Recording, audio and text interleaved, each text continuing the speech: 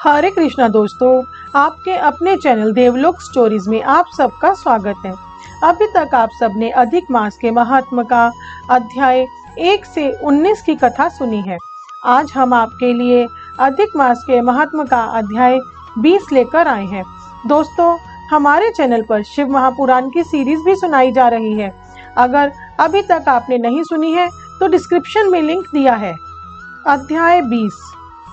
सूत जी बोले, हे विप्रो, नारायण के मुख से राजा धृतन्वा के पूर्व जन्म का वृतांत श्रवण कर अत्यंत तृप्ति न होने के कारण नारद मुनि ने श्री नारायण से पूछा, हे तपोधन, महाराज धृतन्वा ने मुनि श्रेष्ठ वाल्मीकि जी से क्या कहा, सो विस्तार सहित विनीत मुझको कहिए। नारायण बोले, हे नारद, सुनिए।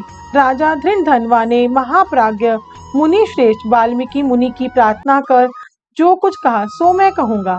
धृतन्वा बोले, मोक्ष की इच्छा करने वाले लोगों से पुरुषोत्तम मास का सेवन किस प्रकार किया जाए, क्या दान दिया जाए और इसकी विधि क्या है, यह सब संपूर्ण लोक के कल्याण के लिए मुझसे कहिए, क्योंकि आपके समान महात्मा संसार के हित के लिए ही पृथ्वी पर भ्रमण करते हैं।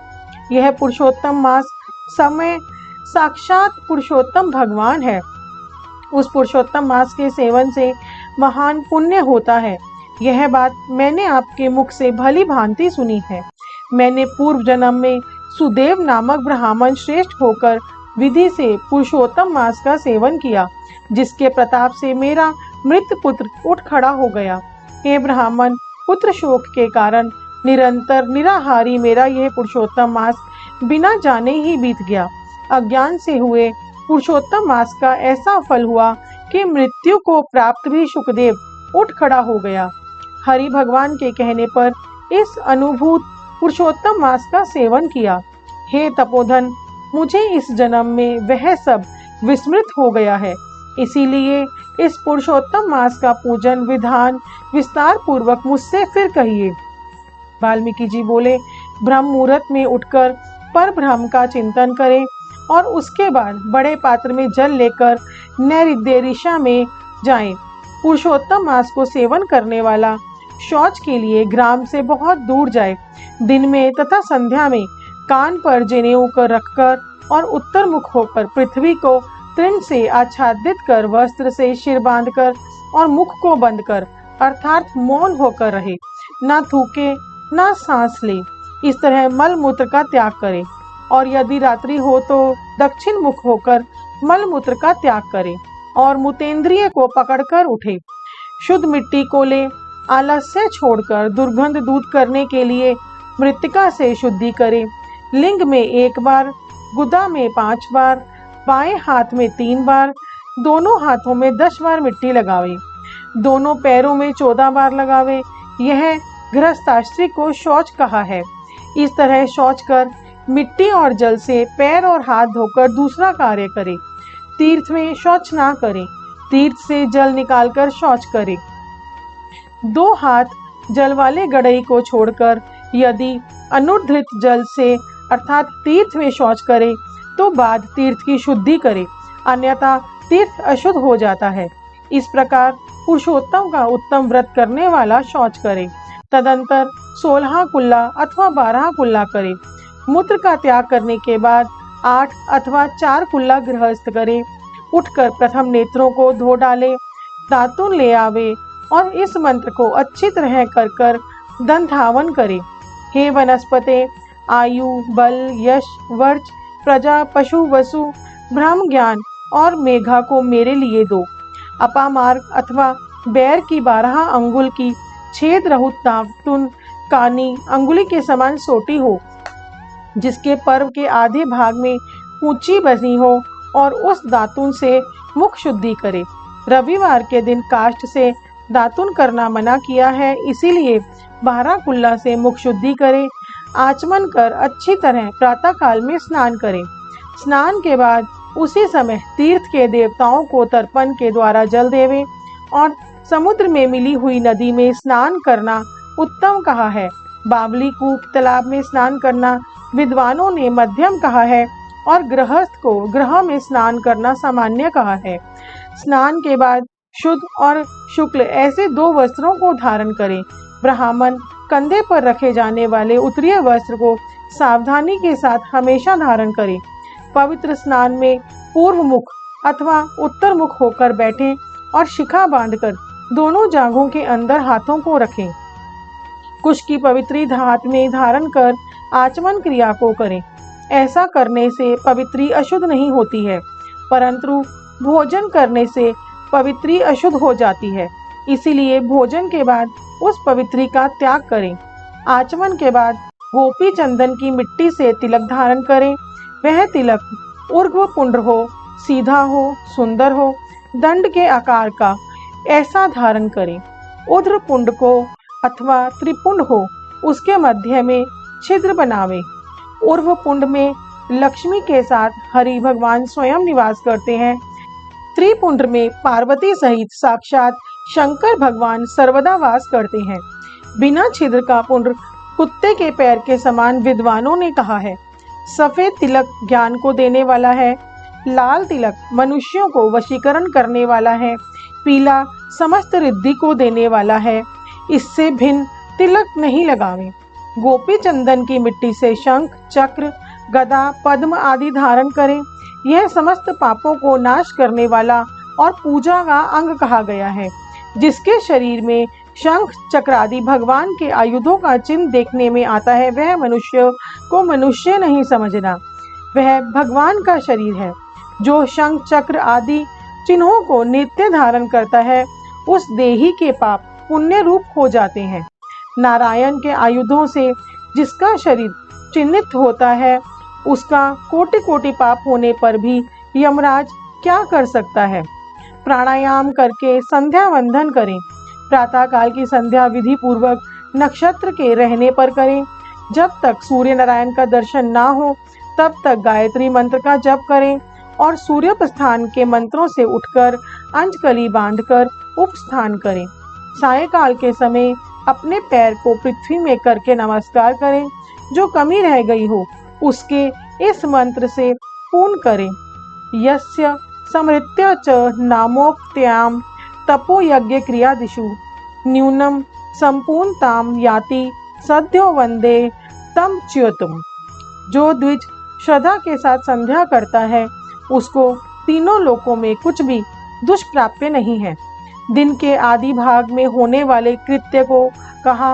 इस प्रकार प्रातः काल की नित्य क्रिया को करके हरि भगवान की पूजा को करें।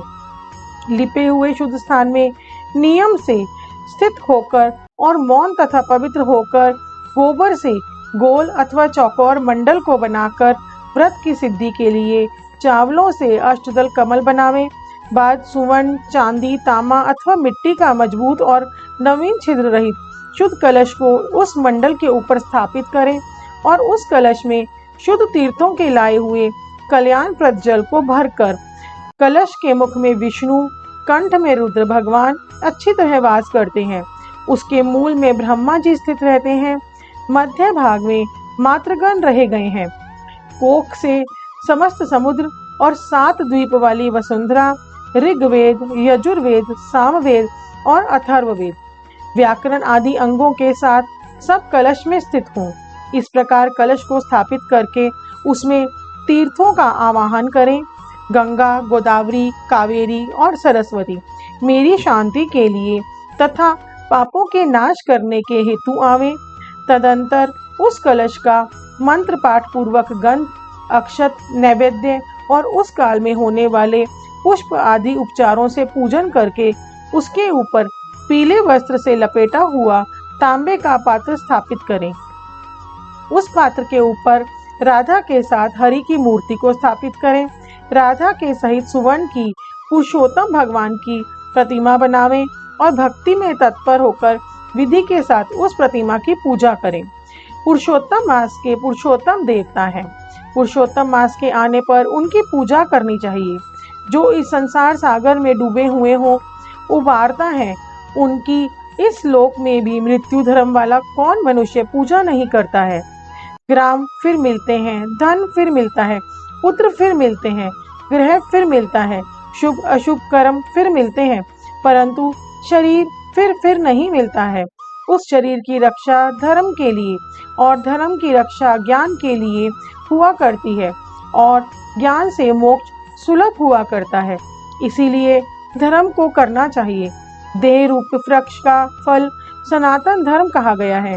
जो शरीर धर्म से रहित है वह बांझ वृक्ष के समान निष्फल है।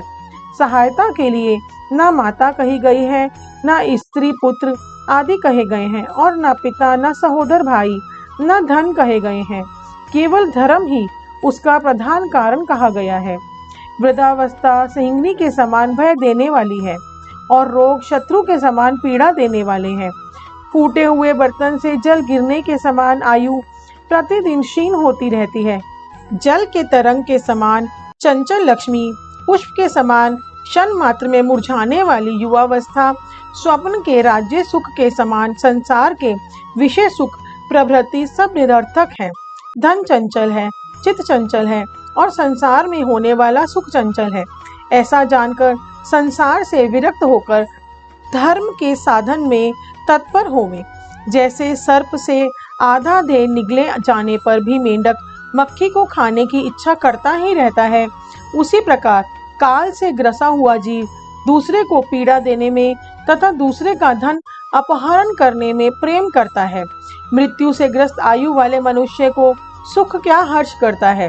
वध के लिए वध स्थान और पहुंचाए जाने वाले पशु के समान सब सुख व्यर्थ है। जब धर्म करने के लिए चित होता है तो उस समय धन का मिलना सुलभ नहीं होता। जब धन होता है तो उस समय चित धर्म करने के लिए उत्सुक नहीं होता है। जब चित्त और धन दोनों होते हैं तो उस समय संपात्र नहीं मिलते हैं। इसीलिए चित्त, वित्त, संपात्र इन तीनों का जिस समय संबंध हो जाए उसी समय बिना विचार किए ही जो धर्म को करता है वही बुद्धिमान कहा गया है। अधिक धन के व्यय से होने वाले हजारों धर्म है। पुरुषोत्तम मास में थोड़े धन से महान धर्म होता है। स्नान, दान और कथा में विष्णु भगवान का स्मरण करना इतना भी उत्तम धर्म यदि किया जाए तो यह महान भय से रक्षा करता है। जिस प्रकार गंगा ही तीर्थ है, कामदेव ही धनुषधारी है, विद्या ही धन है और गुण ही रूप है, उसी प्रकार संपूर्ण महीनों में उत्तम पुरुषोत्तम मास साक्षात पुरुषोत्तम ही है। यद्यपि यह पुरुषोत्तम मास प्रथम समस्त कार्यों में तथा यज्ञों में अत्यंत निग्ध था, तो भी भगवान के प्रसाद से पृथ्वी में साक्षात भगवान के नाम से प्रसिद्ध हुआ।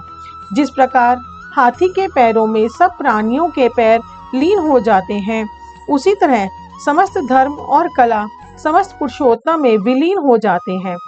जिस प्रकार और नदियों की तुलना गंगा के समान नहीं की जा सकती, कल्प वृक्ष के समान अन्य समस्त वृक्ष नहीं कहे जा सकते, चिंतामणि के समान दूसरे रत्न पृथ्वी में नहीं हो सकते, कामधेनु के समान दूसरी गौ नहीं हो सकती, राजा के समान दूसरे पुरुष नहीं हो सकते, वेदों के समान समस्त शास्त्र नहीं होते, उसी प्रकार समस्त पुण्य काल इस पुरुषोत्तम मास के पुण्य काल के समान नहीं हो सकते।